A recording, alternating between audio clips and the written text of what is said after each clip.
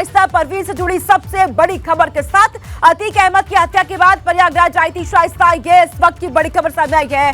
अतीक के आखिरी दीदार के लिए प्रयागराज शाइस्ता पहुंची थी। सूत्रों के मुताबिक 16 अप्रैल को प्रयागराज शाइस्ता परवीन आई थी। सुपुर्द खाक किए जाने से पहले चेहरा देखना चाहती थी शाइस्ता। पुलिस की सुरक्षा व्यवस्था को देख करके शाइस्ता परवीन आखिरकार दीदार नहीं कर सकी थी। लेकिन ये इस वक्त की सबसे बड़ी खबर ये सामने आई है कि अतीक अहमद की हत्या के बाद शाइस्ता प्रयागराज आई थी। अतीक के आखिरी दीदार के लिए प्रयागराज पहुंची थी और सूत्र ये भी जानकारी दे रहे हैं कि 16 अप्रैल को प्रयागराज में ही शाइस्ता परवीन थी। दरअसल जिस दिन सुपुर्द खाक किया जा रहा था अतीक अहमद को, आखिरी बार चेहरा देखना चाहती थी शाइस्ता परवीन और इसीलिए प्रयागराज पहुंची थी, जो कि लंबे समय से फरार चल रही है। तो शाइस्ता पर क्या खुलासा हुआ है, अब ये सबसे पहले आपको बता देते हैं। प्रयागराज के खुल्लाबाद इलाके में शाइस्ता परवीन थी, ये सबसे बड़ा खुलासा।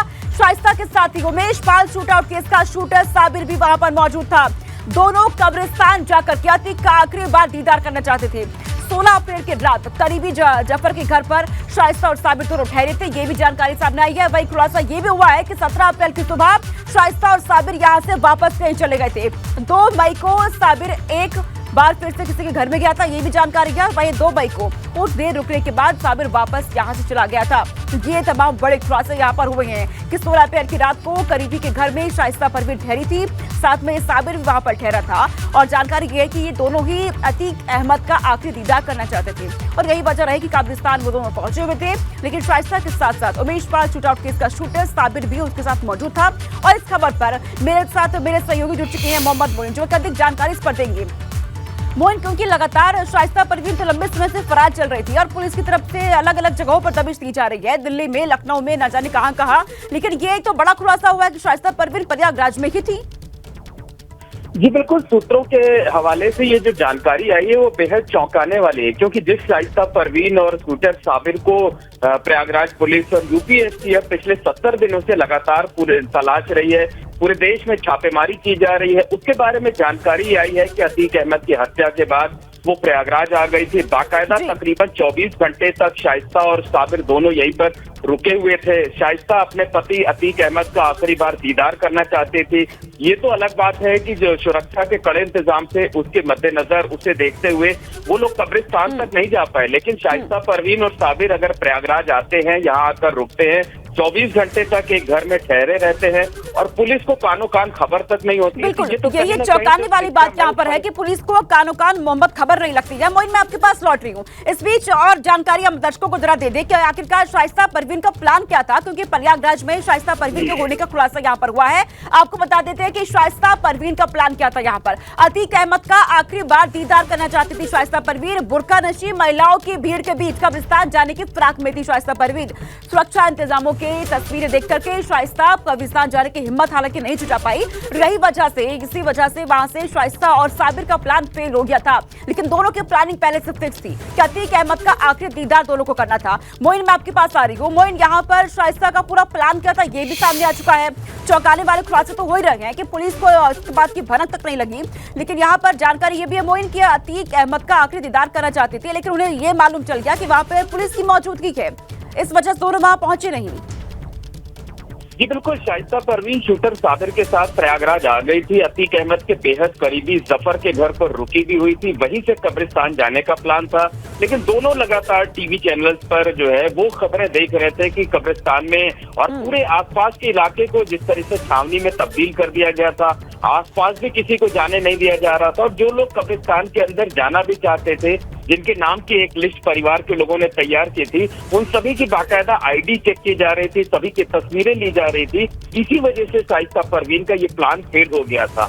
हालांकि पुलिस को खबर ना लग पाना, और एक और चौंकाने वाली जानकारी आई है कि 17 अप्रैल की सुबह ये दोनों यहाँ से चले गए और 2 मई की सुबह जो है वो शाइस्ता परवीन ने शूटर साबिर को फिर से इसी जगह पर भेजा था, कुछ पैसों के लिए भेजा था और साबिर यहाँ से पैसे लेकर के जाता है। तो अगर इस तरीके की जो बातें कही जा रही हैं, जो दावे किए जा रहे हैं, सूत्रों से जो जानकारी मिल रही है, अगर उसमें सच्चाई है तो निश्चित तौर पर कहा जा सकता है कि ये जांच एजेंसियों की कार्यप्रणाली पर बड़ा सवालिया निशान है, क्योंकि अगर आप 70-75 दिनों से जिन्हें तलाश कर रहे हैं, पूरे देश में तलाश की जा रही है, तमाम टीमें लगी हुई हैं और वो लोग प्रयागराज आते हैं, बाकायदा रुकते हैं, घर में ठहरते हैं, उसके बाद वापस जाते हैं और जांच एजेंसियों को इसकी खबर तक नहीं लगती है। तो ये कहीं ना कहीं जो पुलिस की कार्यप्रणाली है उस पर सीधे तौर पर सवालिया निशान है। बिल्कुल, बड़े सवाल यहाँ पे खड़े होते हैं। मोहम्मद मोइन, बहुत शुक्रिया तमाम जानकारी हम तक पहुंचाने के लिए। तो यहाँ पर पुलिस की कार्यशैली पर भी सवाल यहाँ पर खड़े हो रहे हैं। पुलिस पर क्या सवाल उठ रहे हैं अब आपको ये हम बता देते हैं। दरअसल जिसे पुलिस खोज रही थी प्रयागराज में ही मौजूद थी, क्योंकि दिल्ली तक यहाँ पर दबिश दी गई। लखनऊ के अलग अलग इलाकों में पुलिस की तरफ से छानबीन की जा रही थी, लेकिन वो प्रयागराज में ही मौजूद थी। पति की हत्या के बाद शहर में आकर के शाइस्ता परवीन रुकी थी। पुलिस के तमाम इंतजाम होने के बाद भी पुलिस को जानकारी तो इसको नहीं लग पाई, इसकी पुलिस को भनक तक नहीं लग पाई कि शाइस्ता परवीन प्रयागराज में ही गए। अतीक अहमद के दीदार करने के लिए वो पहुंची हुई है प्रयागराज, और साथ में उसके एक और शूटर है। अलग अलग शूटर से वो मुलाकात भी करती है, लेकिन पुलिस को इसकी भनक तक नहीं लगी। यहाँ पर ये बड़े सवाल पुलिस पर खड़े हो रहे हैं। अब आपको बता देते हैं कि आखिरकार ये खुलासा कैसे हुआ है शाइस्ता परवीन के प्रयागराज में होने का, क्योंकि जहां पर सवाल खड़े होते हैं कई तरह से में ये खुलासा कैसे हुआ अब आप ये जान लीजिए। पुलिस ने असद अहमद के दोस्त आतिन जफर को हिरासत में लिया। हिरासत में पूछताछ के दौरान पुलिस को ये जानकारियां यहाँ पर हाथ लगी है। आतिन जफर के पिता जफर उल्लाह के घर पर शाइस्ता परवीन रुकी हुई थी, ये जानकारी भी मिली है। वही देवरिया जेल कांड में आतिन जफर भी आरोपी है। तो इस तरीके से यहाँ पर शाइस्ता परवीन के प्रयागराज में होने का खुलासा यहाँ पर हुआ, लेकिन पुलिस को इसकी भनक तक नहीं पाई है। इससे जुड़ी एक और बड़ी खबर आपको बता दें। अतीक अशरफ हत्याकांड की जांच अब 5 सदस्यीय आयोग करेगा, ये जानकारी मिल रही है। न्यायिक जांच आयोग की 5 सदस्यीय टीम आज प्रयागराज में मौजूद है। 3 सदस्यीय आयोग में 2 पूर्व मुख्य न्यायाधीश शामिल हैं।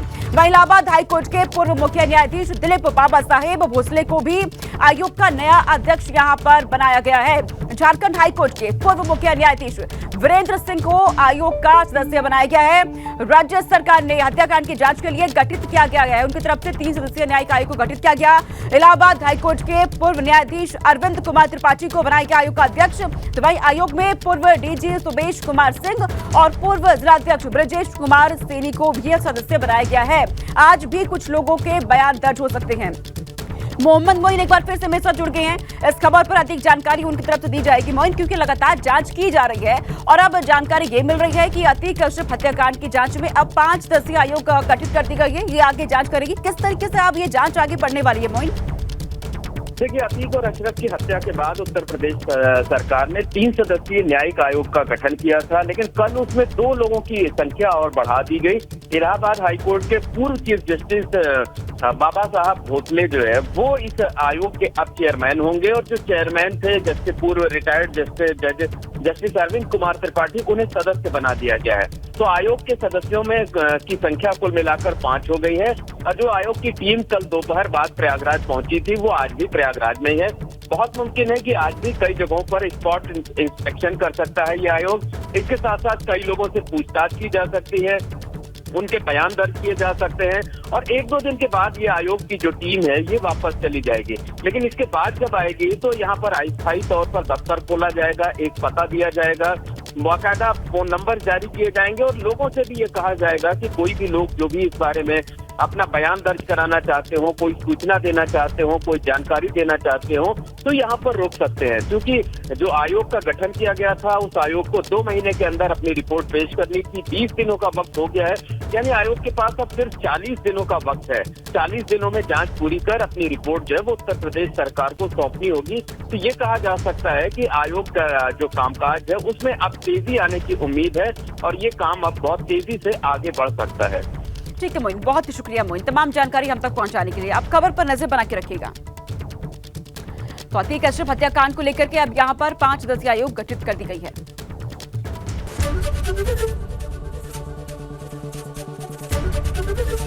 एबीपी गंगा, खबर आपकी, जुबान आपकी।